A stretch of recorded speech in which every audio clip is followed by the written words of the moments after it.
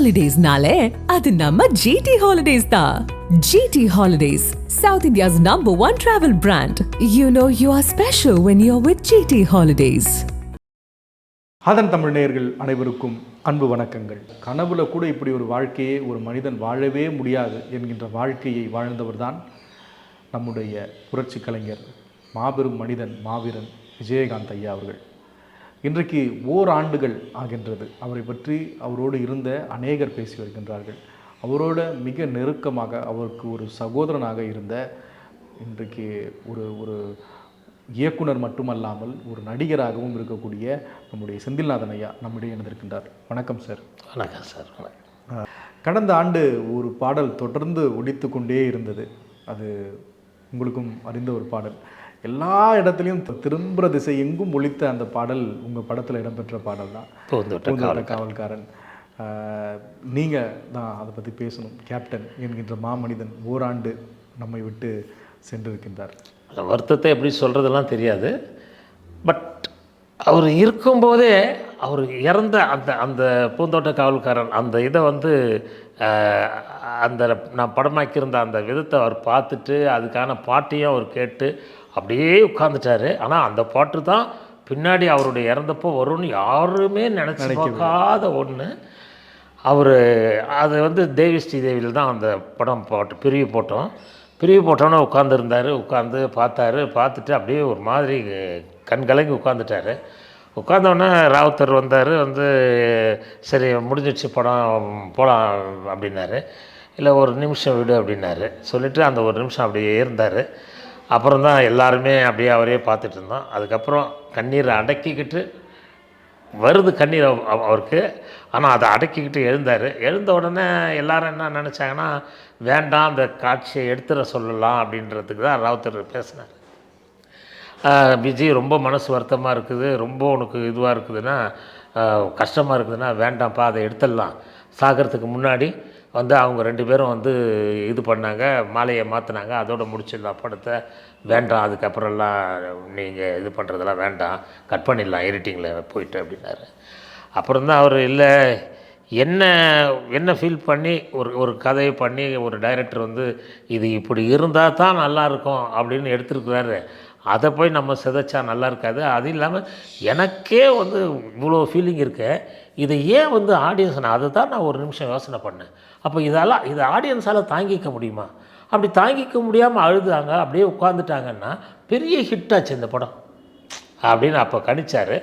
அதுதான் நடந்துச்சு. ஏன்னா கமலா தேட்டரில் நாங்கள் படம் ரிலீஸ் ஆனால் முதல் ஷோ போய் பார்த்த உடனே எண்டு அவர் இறக்குறாரு. இந்த பாட்டு பின்னாடி பேக்ரவுண்ட் வருது. முடிஞ்ச உடனே பார்த்தா யாருமே எழுந்துக்கல, எல்லாரும் அப்படியே தான் உட்காந்துருக்காங்க.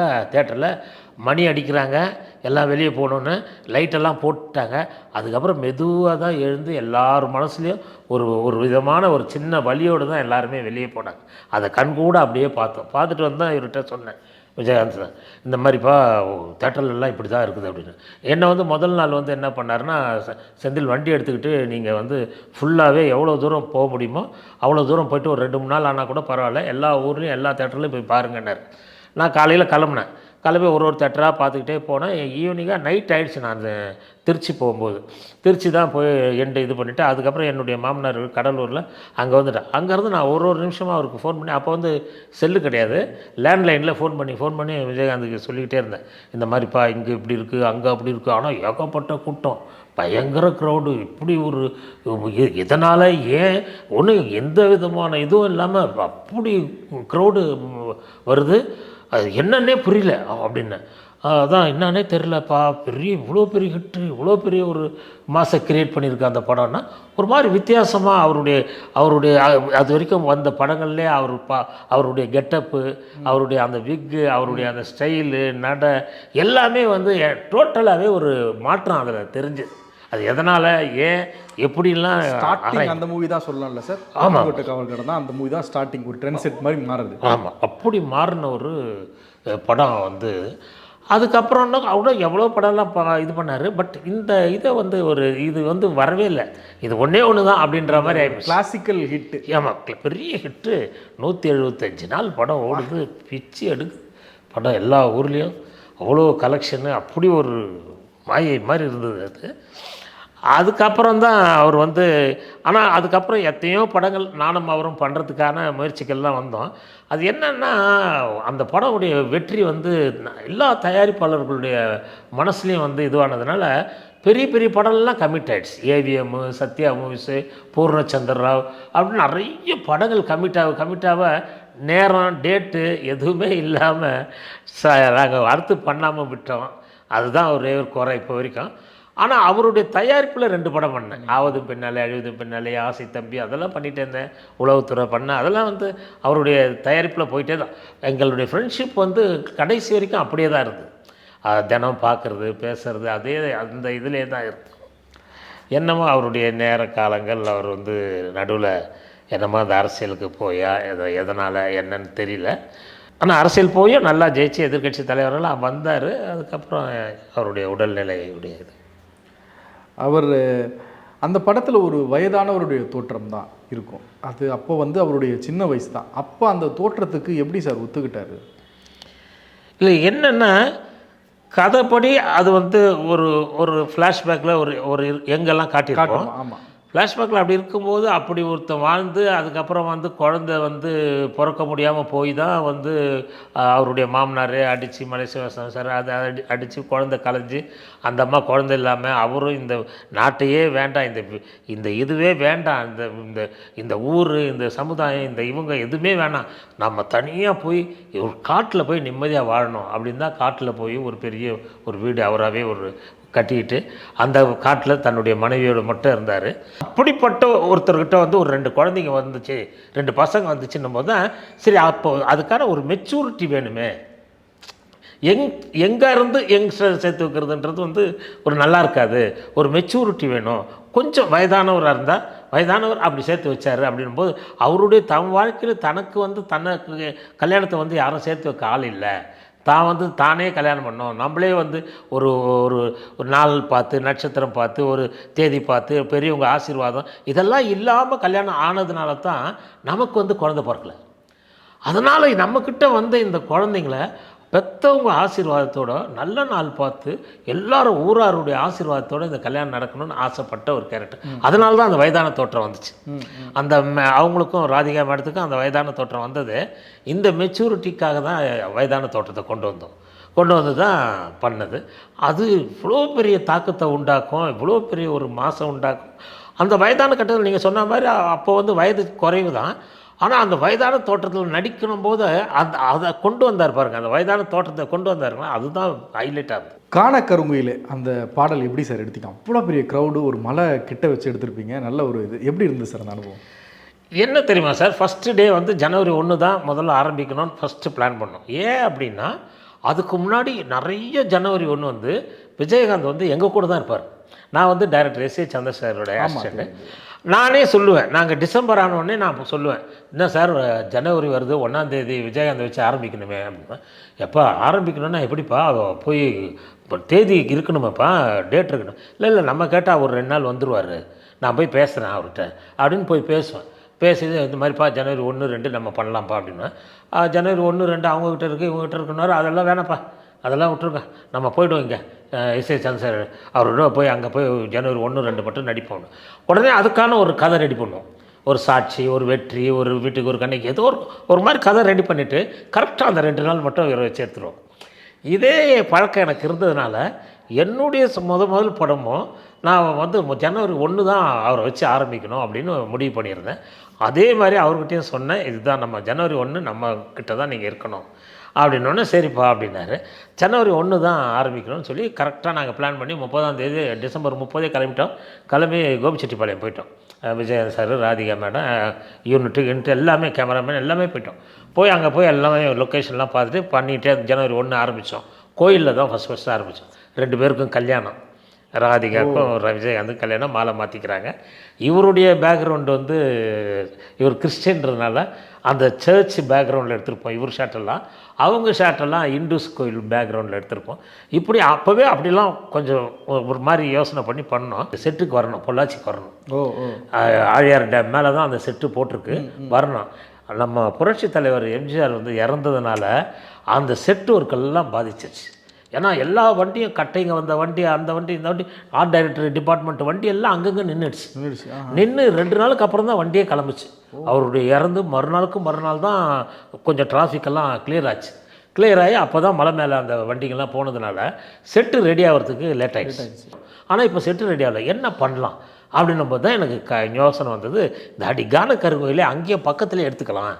ஓகே. ஏன்னா பக்கத்துலேயே அதே மாதிரி ஒரு மலை மேலே நல்ல பெரிய இடம், நல்ல தாழ்வான இடம் இருந்தது. சரி, இதில் டான்ஸர்ஸ் வச்சு ஒரு 25 லேடி டான்ஸர்ஸ் வச்சு, சுந்தர மாஸ்டர் தான் டான்ஸ் மாஸ்டர், அவரை வச்சு ஆரம்பிச்சிடலாம்னு சொல்லி 3 நாள் அதில் போட்டோம். அந்த 3 நாளில் இந்த செட்டு ரெடி ஆகிடுச்சு. செட்டு ரெடி ஆச்சுன்னா அப்போ கூட கொஞ்சம் சின்ன சின்ன ஒர்க் இருந்தது. அதாவது பின்னாடி இருக்கும், அந்த பக்கம் இல்லை ரெடி ஆகுது. எந்த ரெடியான வரைக்கும் அங்கே எடுத்துக்கிட்டே இருந்தேன். அதுக்கப்புறம் அங்கங்கே ரெடி பண்ணி ஃபுல்லாக செட் ரெடி ஆச்சு. அப்படி ஆரம்பித்தது தான். முதல்ல இதை எடுத்துருவோம், இந்த சாங் எடுத்துருவோம். முதல்ல இதை எடுத்துட்டோம், சிந்தி வெண்மணி சிப்பியில் முத்த வச்சு அதை கோபிச்செட்டிப்பாளையத்தில் அங்கே ஒரு 2 நாள் போட்டு அதை முடிச்சிட்டோம். அதை முடிச்சுட்டு தான் அப்புறம் சீன்ஸ் எல்லாம் எடுத்தோம். அங்கே தான் அந்த வயிற்றில் அடிக்கிறது, ரெயின் எஃபெக்டில் ஓடி வர்றது, அவரை ஃபைட் பண்ணுறது, ஃபைட் எண்டில் இந்த அம்மா வந்து அவர் அடிக்கும் போது இந்த அம்மா உள்ளே வர்றது, பயிர்காலம், அதெல்லாம் அங்கே முடிச்சிட்டோம். அங்கே முடிச்சு பரிசலெல்லாம் எடுத்தோம் கோபிச்செட்டிப்பாளையத்தான். அதெல்லாம் முடிச்சுட்டு தான் இங்கே வந்து இந்த சாங் எடுத்துட்டோம், இந்த கான கருவியில் எடுத்துகிட்டு அதுக்கப்புறம் செட்டு ஒர்க்கெல்லாம் ஃபுல்லாக முடித்து 15ஆம் தேதி வரைக்கும் போச்சு. பொங்கல் முடிஞ்சு 15ஆம் தேதி முடித்து இவங்க விஜயன் சார் போர்ஷன் எல்லாம் முடிஞ்சிடுச்சு. இவங்களை இங்கே அனுப்பிச்சிட்டு நாங்கள் அந்த பசங்களை கூட்டிகிட்டு இதுக்கு எண்ணுயிரை சாங்கு, பாராமல் பார்த்த நெஞ்சம், அப்புறம் சீன்ஸுங்க, அந்த பூக்கடை சீன், அது இதெல்லாம் எடுக்க ஊட்டிக்கு போயிட்டோம். ஊட்டிக்கு போய் அங்கே போய் எல்லாத்தையும் முடிச்சுட்டு வந்துட்டோம். Okay okay okay sir. கடைசியாக வந்த அந்த ஏழைகள் வாழ நீ செய்த தியாகம், இந்த பாடல் வந்து நீங்கள் சொன்ன சுச்சுவேஷனால் ராஜா சார் கம்போஸ் பண்ணதுங்களா சார்? என்னென்னா இப்போ ரீரெக்கார்டிங் ஆரம்பிச்சிட்டாரு, போயிடுச்சு லாஸ்ட் ரீலு பண்ணுறாரு. பண்ணோன்னே அவர் டெத்தும் பண்ணி முடிச்சிட்டாரு. பண்ணி முடிச்சுட்டு என்னப்பா திருப்தியா அப்படின்னாரு. இல்லைண்ணா ஒரே ஒரு சின்ன ஒரு இது அப்படின்னா. என்ன அப்படின்னாரு, அந்த அவர் இறந்ததுக்கு மேலே ஒரு 4 லைன் நீங்கள் பாடினா நல்லா இருக்குண்ணே அப்படின்னேன். அப்படியாப்பா, சரி பேடு பேப்பர் எடுத்துகிட்டு அப்படின்னாரு. பேடு பேப்பர் எடுத்துகிட்டு போய் கொடுத்தோன்னே எழுதினார். எழுதிட்டு உள்ளே போய் பாடினார். அதான் எந்த ப்ரீ பிளானிங்கோ இல்லை, ஸ்பாட்டில் பண்ண விஷயந்தான் இது இவ்வளோ பெரிய தாக்கத்தை உண்டாக்கும். இது ஒரு நாள் வந்து இப்படி அவருடைய டெத்துக்கே வரும் அந்த பாட்டு. ஃபுல்லாக உலகம் முழுக்க இந்த பாட்டு கேட்கலாம் நினச்சி பார்க்கல. படத்தை தாண்டி உங்களுடைய நட்பை பற்றி சொல்லுங்கள் சார். விஜயகாந்த் சாரும் உங்களை எப்படி பார்த்துக்கிட்டாரு? நான் வந்து அவரை வந்து சந்தித்தது வந்து,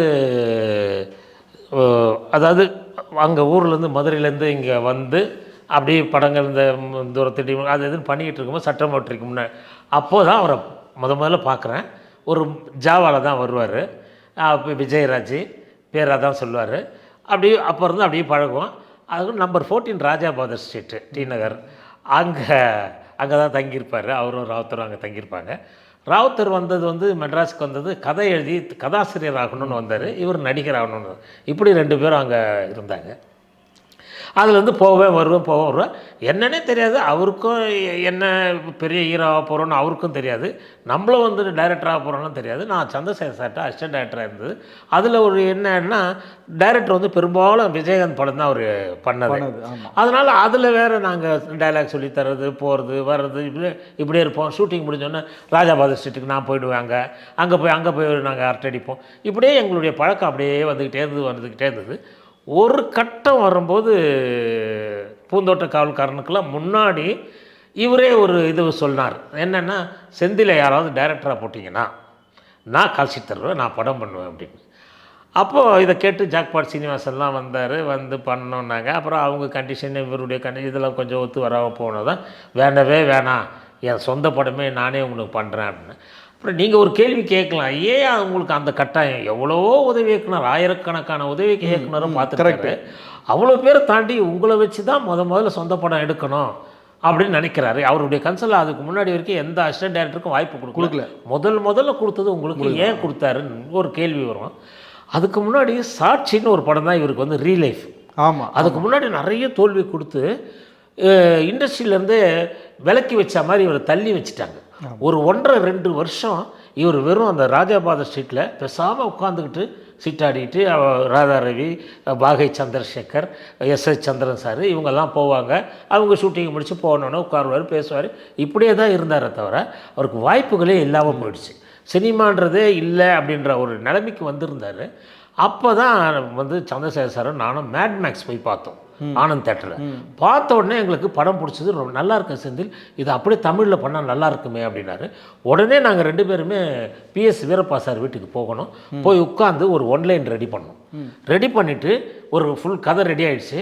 அவர்கிட்ட சொன்னோடனே யார் ஹீரோவை நடிக்க போகிறாங்கன்னு கேட்டார். சார் விஜயகாந்த் சார் தான் நடிக்க போகிறாரு அப்படின்னு சொன்னோம். விஜயகாந்த்னா இதாகிடுச்சப்பா கொஞ்சம் இதுவாடினேன். ஹரி சார் அவருடைய சன்னு தான் சார். இல்லை நல்ல சாய்ஸு, இந்த கதைக்கு விஜயகாந்த் கரெக்டாக இருக்கும். அது இல்லாமல் நம்ம தமிழ்ப்பா, நம்ம ஆள் வரணும்பா மறுபடியும் அப்படின்னு ஆசைப்பட்டார். உடனே சரி அப்படின்ட்டு போய் விஜயகாந்த்கிட்ட நானே போய் சொன்னேன், இந்த மாதிரிப்பா ஒரு கதை ரெடி பண்ணியிருக்கோம், நீ தான் பண்ணுறப்பா அப்படின்னோம். சரி சார்லாம் எல்லாம் ஆயிடுச்சு. இப்போ அந்த படத்தினுடைய முதல் நாள் ஷூட்டிங் வந்து AVM ஸ்டுடியோவில் கோர்ட்டு செட்டு. கோர்ட்டில் இவர் வந்து இன்ஸ்பெக்டராக நிற்கிறாரு. எதிரில் குற்றவாளி கூண்டில் ஒரு குற்றவாளி நிற்கிறாரு. இப்போ இவர் டைலாக் பேசினா, செந்தில் டைலாக் சொல்லிட்டியானாரு. போய் சொன்னேன் அவர்கிட்ட ஃபுல் டைலாக்கை. நல்லா க்ளீனாக தெளிவாக சொன்னார் டைலாக்கை. சரி சார் ரெடி சார் அவர், நான் எடுத்துடலாம் சார்னா. உடனே ஸ்டார்ட் கேமரா ஆக்ஷன்னாரு. டைலாக்கே வரல. ஒரு டைலாக் கூட அவர் வாயிலேருந்து வரவே இல்லை. அப்படியே நிற்கிறார், மரம் மாதிரி சிலை மாதிரி நிற்கிறார். அப்புறம் தான் கட் அப்படின்ட்டு என்ன செந்தில் அப்படின்னாரு. நான் என்னப்பா ஒன்றாச்சு அப்படின்னா, இல்லை அதனால் என்னமோ தெரியல ஸ்ட்ரக் ஆகுது. அந்த ஒரு 1.5-2 வருஷம் அந்த கேப்பு அவருக்கு ஆக்டிங் வரல. அப்புறம் தான் மறுபடியும் நான் போய் சொல்லி மறுபடியும் சொன்னேன். நல்லா கரெக்டாக சொன்னார். மறுபடியும் எடுங்க அப்படின்னா வரல. அப்புறம் தான் பேச ஆரம்பித்தாங்க எல்லோரும். இல்லை எடுத்துகிட்டு பிரபு சார் அப்போ பீக்கில் இருக்கார். பிரபு சார் வச்சு பண்ணிக்கலாம், இது வேண்டாம், இதை கைவிட்டுருவோம், படம் வேண்டாம், அவனுக்கு நடிக்கவே வரல அப்படின்னு ஒரு எல்லாரும் பேசுனாங்க. கேட்டார் கூண்ட்லேருந்து, செந்தில் என்ன பேசுகிறாங்க. இல்லைப்பா எடுத்துடலான்னு பேசுகிறாங்க, பார்க்கலாம் என்ன தான் இன்னும் அது முடிவு ஆகலை, ஆனால் இதுதான் பேச்சுவார்த்தை போயிட்டுருக்குன்னு. அப்புறம் ஹரி சார் வந்தார், PS வீரப்பா சன் வந்தார். வந்துட்டு தான் இல்லை இவர் தான் இது, இன்றைக்கி ஒரு நாள் வேணால் விடுங்க அப்படின்னாரு. அவரை போய் கேளுங்க, அவர் பண்ணுறாரா ஃபர்தரான்னு கேளுங்கன்னாரு. நான் வந்து கேட்டேன், என்னப்பா பண்ணுவியாப்பா அப்படின்னா. இல்லை எனக்கு இன்றைக்கி ஒரு நாள் விட்டிங்கன்னா நான் நாளையிலேருந்து பண்ணுறேன், எனக்கு ஒரு டைலாக் பேப்பர் மட்டும் கொடுத்து அனுப்பிச்சிருங்க, நான் நாளையிலேருந்து பண்ணுறேன் அப்படின்னா. ஆனால் யாருக்கும் நம்பிக்கை இல்லை. நாளையிலேருந்து மட்டும் என்ன வந்துடும் போகுது, திடீர்னுலாம் வராதுல்ல, ஆக்டிங்கிறது உடனே மறுநாள் வராது அப்படின்னா. அதனால் இல்லை அப்படின்னா, இல்லை இன்றைக்கி ஒரு நாள் நீ மற்றதெல்லாம் எடுத்துக்கலாம், ஜட்ஜி ஷாட்டு, லாயருங்க ஷாட்டு, பார்வையாளர்கள் ஷாட்டு இதெல்லாம் எடுத்துக்கலாம், அதை மட்டும் நாளைக்கு விட்டு வச்சு நாளைக்கு அதை எடுத்துக்கலாம் அப்படின்னு சொல்லி அனுப்பிச்சிட்டோம். போயிட்டார். உடனே போயிட்டார். நான் எதாவது வரணுமான்னா, இல்லை நானே படிச்சுக்கிறேன், எதாவது படிச்சு காட்டிட்டீங்களே நான் படிச்சுக்கிறேன்னாரு. சரின்னு அனுப்பிச்சிட்டோம். மறுநாள் வந்தால் அப்படியே பழைய விஜயகாந்த் தான் வந்தார். அப்படியே பேசுகிறார். அப்படியே அப்போ எப்படி பேசுவார், கணீர்னும் அந்த மாதிரி பேசினார். எல்லாரும் சந்தோஷப்பட்டாங்க, ரொம்ப ஹாப்பியாகி. அந்த ஒரு விஷயமும் அதுக்கப்புறம் அந்த படத்தினுடைய முக்கால்வாசி முடிச்சிட்டாரு ஷூட்டிங்கில். கொஞ்சம் போஸ்ட் ப்ரொடக்ஷன் 1-2 நாள் ஷூட்டிங் இருந்தது. அதில் சந்திரசேகர் சாருக்கு ஹிந்தி பட வாய்ப்பு வந்துச்சு. அதனால் அவர் என்ன பண்ணார், போய் ஆகணும், ஹிந்தி எல்லாருக்குமே ஹிந்தியில் பண்ணணும். அதனால் அவர் செந்தில் நீங்கள் இதை பார்த்துங்க, நான் கிளம்புறேன் அப்படின்ட்டு அவர் ஹிந்தி படம் போயிட்டார். அப்போ அந்த பேலன்ஸ் ஒர்க்கெல்லாம் பார்த்தது அதெல்லாம் அவர் பார்க்குறாரு, எல்லாத்தையும் பார்க்குறாரு, எவ்வளோ சின்சியராக ஒர்க் பண்ணுறாங்க அப்படிலாம்.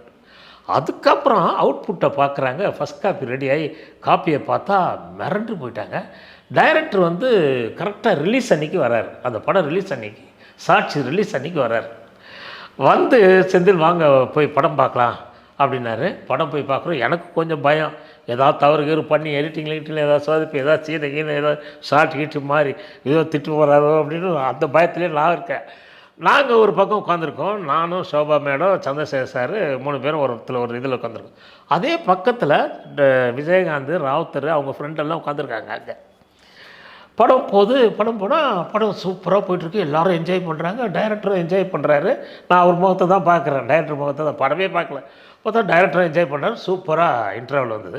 இன்டர்வலில் தான் விஜயகாந்த் வந்தார். வந்து டைரக்டர் பார்த்துட்டு காலெல்லாம் விழுந்துட்டு அதுக்கப்புறம் இது பண்ணார். என்னையும் பார்த்துட்டு ரொம்ப நல்லா இருக்குது, நல்லா பண்ணிங்க அப்படின்னாரு. சரிங்க அப்படின்ட்டு அப்புறம் செகண்ட் ஹாஃப் போச்சு. செகண்ட் ஹாஃப் போனால் எக்ஸ்ட்ராடினரியாக செகண்ட் ஹாஃப் போய் படம் அப்படி ஒரு கைத்தட்டலோடு முடிஞ்சோடனே அதுக்கப்புறம் அவர் விஜயகாந்த் வந்து சொல்லிவிட்டு அவர் கிளம்பிட்டார். நானும் டைரக்டரும் அங்கே இதுக்கு போனோம், குயின்ஸ் ஹோட்டல் போனோம். போய் அங்கே சாப்பிட்டுட்டு அதுக்கப்புறம் தான் வீட்டுக்கு வந்தோம். டைரக்டருக்கு ரொம்ப சாட்டிஸ்ஃபை, சூப்பராக செஞ்சு அந்த ஒரு இது அவனுக்கு மைண்டில் இருக்குது. நமக்கு ஒரு ரியல் லைஃப்பில் நமக்கு அந்த எண்டு அவர் விட்டு போனதுலேருந்து அந்த படத்தை டேக் ஆஃப் பண்ணி அதை ஒரு மிகப்பெரிய வெற்றி படமாக கொடுத்தான்ல. அதனால் அவன் நிச்சயமாக நாம் ஏதாவது ஒரு நல்லது பண்ணணும். அவனுக்கு நம்ம ஏதோ ஒரு வாழ்க்கையில் அவன் உயர்றதுக்கு நம்ம பண்ணணும்னு தான் அவர் மனசில் இருந்துக்கிட்டே வந்துச்சு. கரெக்டான டைம் வந்தோடனே தான் கூப்பிட்டு பூந்தோட்ட காவல்காரனை கொடுத்தார். உளவுத்துறை படம் அனுபவம் எப்படி இருந்தது சார்? உளவுத்துறை என்னென்னா அவருடைய 125வது படம், புது டைரக்டர் போட்டு பண்ணிட்டாங்க. ஒரு 200 நாள் படப்பிடிப்பு நடந்துச்சு. நான் இதுக்கு போயிருக்கேன், மலைக்கு போயிருக்கேன். நான் கண்டினியூஸாக நானும் விஜயகாந்தும் முதல்ல சபரிமலைக்கு போனோம். ஃபஸ்ட்டு 87ல் போனோம். ஓகே. ஆனால் அவர் அதுக்கப்புறம் போகல. ஏன்னா அதுவே அவருக்கு கொஞ்சம் ஒரு கடினமாக இருந்ததுனால அவர் அதுக்கப்புறம் போகல. நான் 27 வருஷம் கண்டினியூவாக போனேன். நான் மலைக்கு போயிட்டு எப்பவுமே அவருடைய ஃப்ரெண்டுடைய ஹோட்டல் அங்கே இருக்குது, பாலசுப்ரமணியம் ஹோட்டல்னு இதில் கோயம்புத்தூரில் இருக்குது. அந்த ஹோட்டலுக்கு நான் போயிட்டு வருவேன் அவரை பார்த்துட்டு. போனால் அங்கே இது வந்திருக்கு, ஃபோன் வந்திருக்கு, எப்பா விஜயகாந்த் பேசினார்ப்பா, உன்னை பேச சொன்னார். சரின்ட்டு ஆஃபீஸுக்கு ஃபோன் போட்டால் உடனே வரணும் அப்படின்னாங்க. உடனே எல்லாம் எப்படிங்க, இங்கேருந்து கோயம்புத்தூர்லேருந்து வரணுமே, ட்ரெயின் மத்தியானம் 1 மணிக்கு என்னமோ, அதில் வந்தால் நைட்டு வந்துடுறேன். சரி எப்படியோ வந்துருப்பா, சீக்கிரம் உடனே வரணும்னு. சரின்ட்டு நான் வந்தவொடனே போய் பார்த்தேன். என்னப்பா அவ்வளோ அவசரமாக கூப்பிட்டேன்னு. இல்லைப்பா படம் பாரு, நான் ஒரு 200 நாள் ஷூட் பண்ணியிருக்கேன், அது கொஞ்சம் ஒரு மாதிரி எனக்கு இதுவாக இருக்குது, கொஞ்சம் பார்த்தீங்கன்னா நல்லாயிருக்கும்னாரு.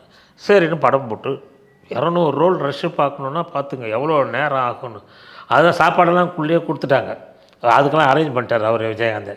ஒரு ப்ரொடக்ஷன் அசிஸ்டண்ட்டை போட்டார், சாப்பாடு டீ காஃபி எல்லாத்தையும் கொடுத்து.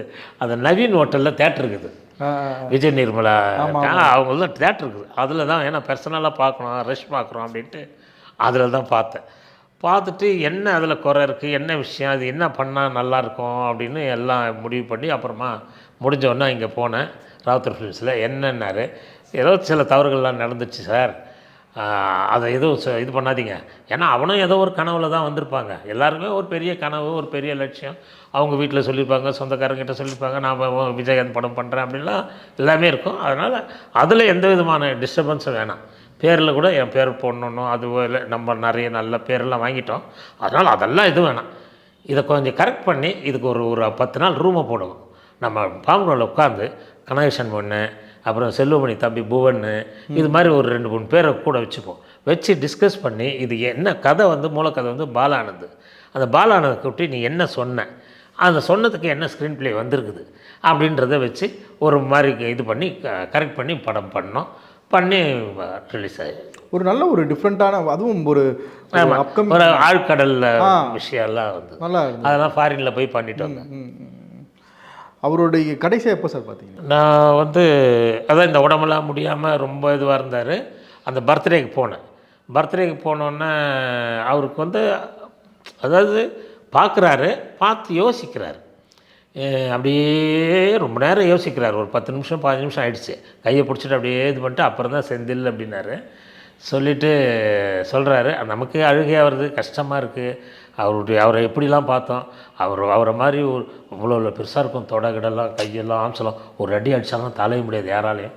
அந்த மாதிரியான ஒரு ஆம்பளை சிங்கர். நான் அதான் சொல்லுவேன், ஆம்பளைன்னா நீ தான்ப்பா அப்படின்னு. அந்த வேஷ்டியை மடித்து கட்டினாலும் சரி, அந்த மீசையை அப்படியே முறுக்கி விட்டாலும் சரி, கண்ணுக்கு நல்லா சிகப்பா அப்படி இருந்த ஒரு மனிதனை போய் நம்ம அப்படியே ஒரு குழந்தை மாதிரி அப்படியே இருந்ததை பார்க்கும்போது எனக்கு அப்படியே அழுக தான் வரும். அவரை பார்த்தாலே அப்படியே இது பண்ணிட்டு வந்துடுவேன். கையை பிடிச்சின்னு விட மாட்டார். உடனும் தெரியலையா இல்லை என்னன்னு தெரியல, அப்படியே இருக்கும். அப்புறம் நம்மளாக தான் பிரித்து கையை எடுத்தேன். இருக்கும்போதெல்லாம் எனக்கு ரொம்ப கஷ்டமாக இருந்துச்சு அவருடைய நிலைமையை பார்க்க. இப்படி ஒரு நிலைமை யாருக்குமே வரக்கூடாது, அப்படி ஒரு நிலைமை. அதான் அப்போ தான் கடைசி அவரை பார்த்தேன். அதுக்கப்புறம் தான் டெத்தில் போய் பார்த்தேன். எனக்கு முதல் நாள் பயங்கர ஜுரம். இங்கே நைட்டு ஃபுல்லாக ஃபீவரில் வீட்டில் படுத்திருந்தேன். காலையில் பார்த்தா இந்த மாதிரி 6 மணிக்கு இந்த விஷயம். உடனே சரி அந்த ஜுரத்தில் வீட்டிலலாம் ஐயோ போகாதீங்க. அங்கே போனோன்னு கூட அவங்க பிரேமலதா மேடம் அதான் சொன்னாங்க, ஏன் வந்தீங்க இவ்வளோ ஜுரத்தில், இப்படி உங்களால் நிற்கவே முடியலையே, இப்படி வந்தீங்க. இல்லை கடைசியாக முகத்தை பார்த்துடுறேன் அப்படின்ட்டு தான். உங்களை எப்படி பார்த்துக்கிட்டார் சார் அவர்? நீங்கள் உங்களை அவர் ப்ரொடக்ஷனை நீங்கள் படம் பண்ணும்போது எப்படிலாம் உங்களை பார்த்துக்கிட்டார் அவர்? இல்லை சார், அதாவது என்னென்னா இளநீர் லாரியில் இறங்கும், முகம்லாம் கழுவாங்க, கையெல்லாம் கழுவாங்க, அந்த மாதிரி இருக்கும். அதே மாதிரி 3 நான் வெஜிடேரியன் இருக்கும், சாப்பாடெல்லாம் அப்படி போட்டு இது பண்ணார். அதுக்கப்புறம் எனக்கு வந்து என்ன தான் கேட்டுக்கிட்டே இருப்பார், எப்பா இது ஹெலிகாப்டர் கொண்டு வர சொல்லட்டுமாப்பா, அதில் ஷார்ட்டை வையப்பா அப்படின்வார். வேணாம் விஜி வேணாம், எதுக்கு செலவு, ஏதோ முந்தின படம் தான் நிறைய செலவு பண்ணி உழவன் மகன் ஏகப்பட்ட செலவு, அது ஒரு 300 நாள் 400 நாள் ஷூட்டிங்கு, அதான் வேணாப்பா, இது சின்னதாக பண்ணுவோம், சின்னதாக பண்ணி இதை ஜெயிப்போம். அதெல்லாம் 30 நாள் தான் சார் படமே பண்ணேன்.